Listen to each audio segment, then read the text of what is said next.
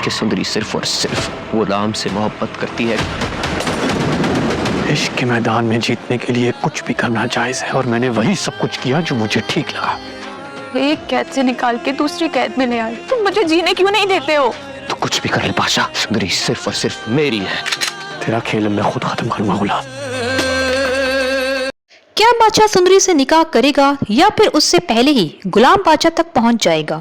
गुलाम और बादशाह में से किसकी होगी मौत और किसको मिलेगी सुंदरी? ड्रामा सीरियल गुलाम बादशाह सुंदरी के नेक्स्ट एपिसोड में आप देखेंगे कि बादशाह सुंदरी को कुर्बान अली की कैद से तो निकाल देता है, लेकिन फिर वो उसे अपने साथ ले जाता है और एक रूम में बंद कर देता है। तो फिर सुंदरी कहती है कि बस कर दो, अब तुमने मुझे एक कैद से तो आज़ादी दिलवा दी, लेकिन अब दोबारा एक कैदी बनाकर इस कमरे में मुझे छोड़ दिया। तो बादशाह कहता है कि अगर तुम मुझसे निकाह करने के लिए हाँ कर दो तो मैं तुम्हें आज़ाद कर दूंगा। तो फिर सुंदरी कहती है कि मैं गुलाम से मोहब्बत करती हूँ और अगर मोहब्बत खून का रिश्ता मांगती है तो मेरा जवाब सिर्फ और सिर्फ गुलाम ही है। फिर बादशाह कहता है कि नफरत है मुझे गुलाम के नाम से, और वैसे भी इश्क के मैदान में कुछ भी करना जायज़ होता है और मैंने सिर्फ वही किया जो मुझे ठीक लगा।